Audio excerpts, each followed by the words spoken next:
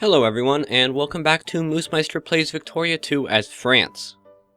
As I'm doing recording 2 episodes a day, and perhaps even uploading 2 a day, I'm considering it. This may go up the same day as, episode 12. I think I'm on 12. Whatever. You may see 2 today. Of course, if you're watching this in like 6 months, you'll have no idea what I'm talking about, but that's fine. But I actually remember what I was doing, because I did it about 5 minutes ago. I was taking this land off of China, and I have taken it now. It was so much faster than my last Chinese war, and that was great. They should all go like that. So I'm sending my troops back to France. I can produce more troops in China, which I shall do.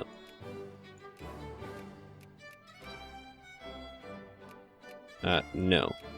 I do not need any more cavalry in Europe.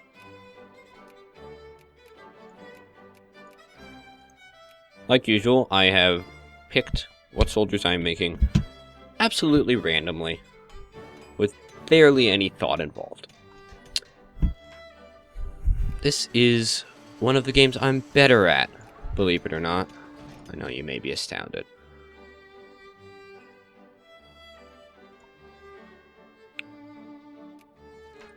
Yes, I like having the Conservative Party in power. I don't want to upset people, either. Where is my navy at? Where is my navy at? Oh, there it is. These, clipper transports are a bit slow. I really should make, steam transports, but I guess they're okay.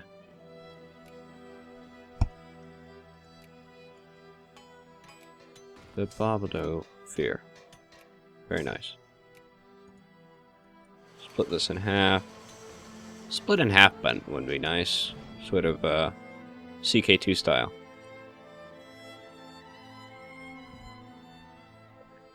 The socialists continue to grow in a rather concerning fashion, but, you know, I'm an HM's government. I'm a constitutional monarchy. Ugh, more healthcare. Which means... Well, I want prestige, which means that I can simply put whatever power I choose in, whatever party I choose in power. So I don't really care what the people want. Still, look how fast. Oh, I haven't unlocked oil yet, but once I do, look how fast this is going up. That is extremely fast. You can actually watch it change. Basically, the socialists are so popular in Europe in this game. I guess it's historical. And the rich are doing well. Of course, it's because I'm not taxing them at all. The U.S. is being irritating like usual. The U.S. is so annoying with the sphering stuff. Where's Korea? I lost Korea. Why is it at the bottom? Whatever. Add them to my sphere again.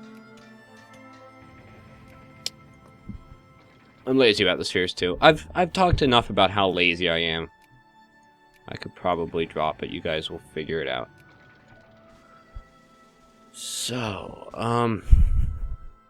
jeez, I don't know what to do in the game now.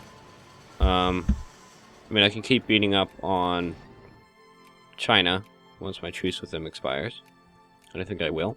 I'll start researching clean coal because I never bothered to.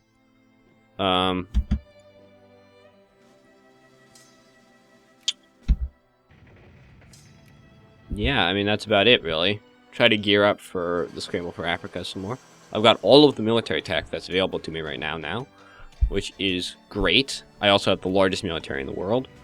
It basically means that the North German Federation, even though they have now signed an alliance with the United Kingdom, probably will not be coming for me anytime soon. Which I appreciate. I'm also about to overtake them in industry.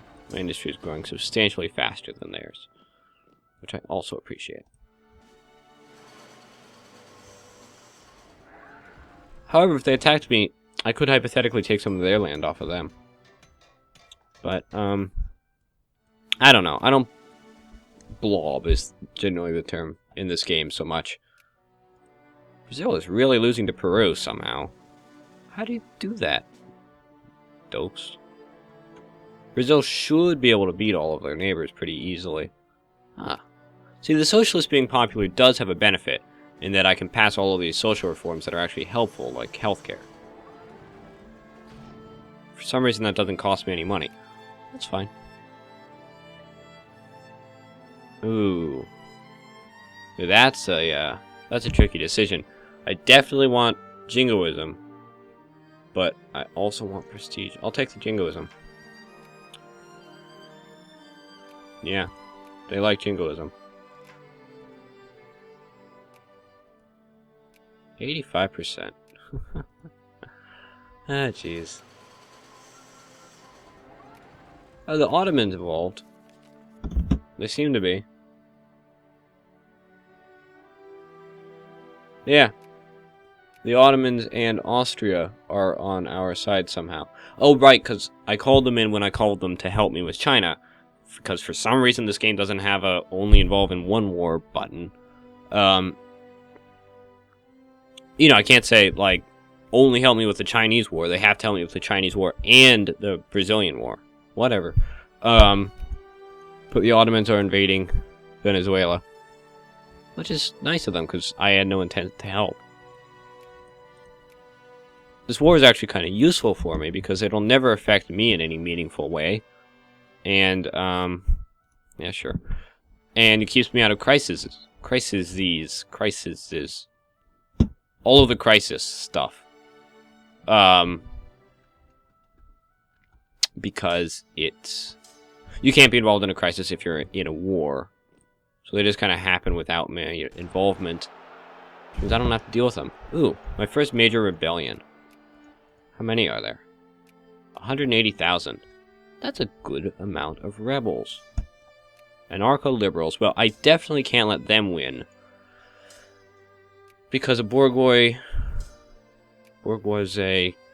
I can't pronounce words. Whatever, you know, their dictatorship form. The anarcho-liberal, dictatorship form. Bourgeoisie. Or something like that, okay? It forces you to laissez-faire. Like, always. They're always laissez-faire, pretty much. I think they're literally always laissez-faire. They're basically like, libertarians. But I hate laissez-faire in general. It might work okay as France, honestly, because I'm making such a ridiculous amount of money. But it forces you to half taxes, and I like max taxes. I enjoy taxing people. But, you know, my army's made pretty short work of them, so that's all fine. And I can just leave them all and hunt rebels, actually. Yeah. They're all gone.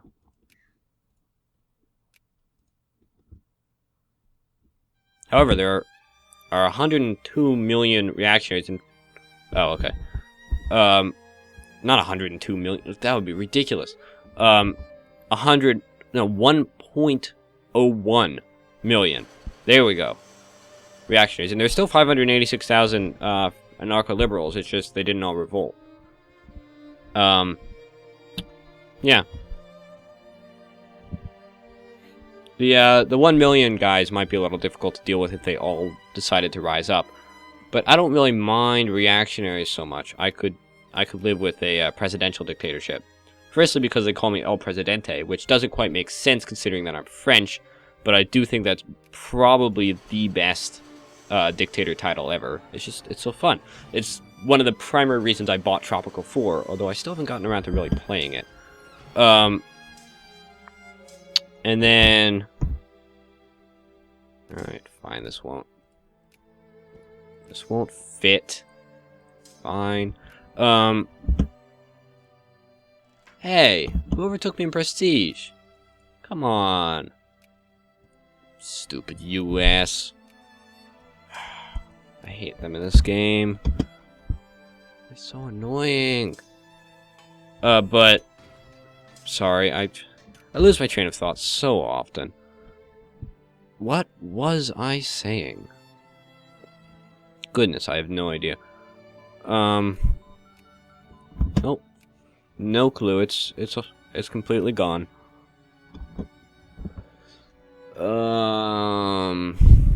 Okay, yeah, I really have no idea what I was saying. Presidential dictatorship. Oh, it locks you into a reactionary party, which would probably be this one. And actually, my conservative party is better because, for whatever reason, I feel like the only reactionary party ever to not have jingoism, which is really like 90% of what I care about here. I care about, does it have jingoism, and does it not have oh, they have state capitalism. That's weird. Does it not have, what's it called? Okay, my brain's just not working today. Something. Oh, whatever. Yeah, I can't remember what it's called. The communist style industry or the laissez-faire. I want either state capitalism or interventionism. I prefer interventionism, but I don't care that much. I've also just noticed that these anarcho-liberals are pacifists, which is awful for my purposes in this game. And weird. Wait a second. You're occupying all that, and then you're surrendering. Oh, it's because Austria's landed in Peru. I find it hilarious that they're actually helping. Oh, and the Ottomans have landed in Argentina as well. So Argentina surrenders, Brazil gets a bunch of land, everyone's happy. Or well, they get one piece of land. Still, everyone's happy. It's all good.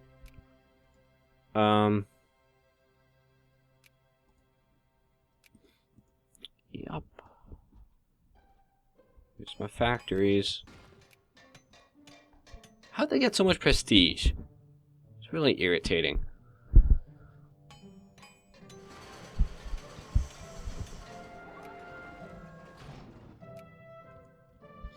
Alright, so I really need to figure this out, but I don't remember if it's subsidies or pensions that are good. I know that healthcare is good. School system is good if you need more literacy, and I always want more literacy, although 84.3% is really good for this point in the game, and I'll probably be hitting like 99% before the end of the game, so I don't think it's a major concern. And then either subsidies or pensions is good. I'm not going to pass any of these because they just hurt my industry, and I don't want to do that. And I don't care if they're rebels. They can do what they want. Not my problem. So right now I'll just take basic school system. I believe there was a movement that wanted that anyway, and everyone will be happy.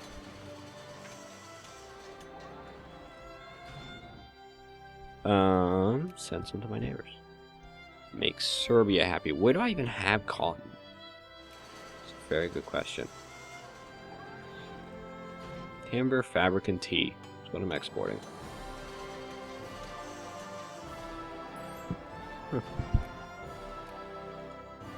I bet the Brits hate that the French make more tea than they do. Hey, look at Italy go. They've overtaken the Netherlands and Russia. Russia's in 8th. That doesn't often happen. Wonder if Japan will kick Russia out. They're a good ways behind right now, but Japan grows quickly, especially in industry.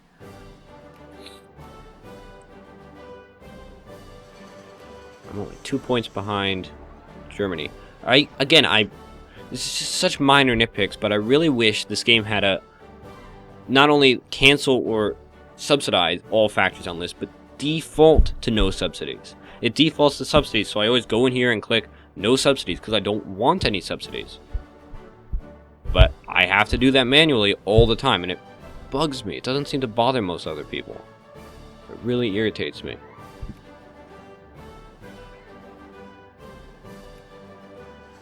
France has some weird political parties in this game. Jingoism, of course. Always. I don't know why I'm watching that. Look at that. I have the same industry score as Germany. Planned economy. I knew it started with a P. Planned economy. That's it. Yeah, I don't want that. I'm tied with North German Federation for industry. And I will take that, because I want full citizenship. And now I'm rank 2 in industry. Ha! Overtaken Germany.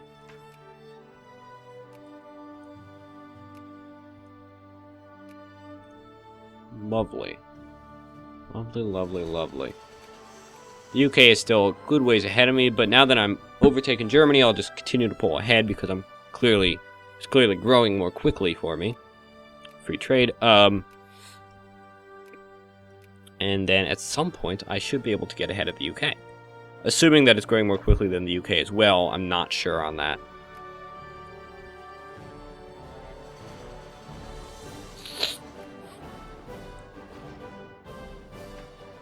Yeah.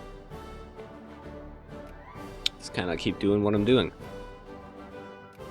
Oh. Liberty enlightening the world. It's been almost 100 years since France and General Lafayette, I believe that's his name.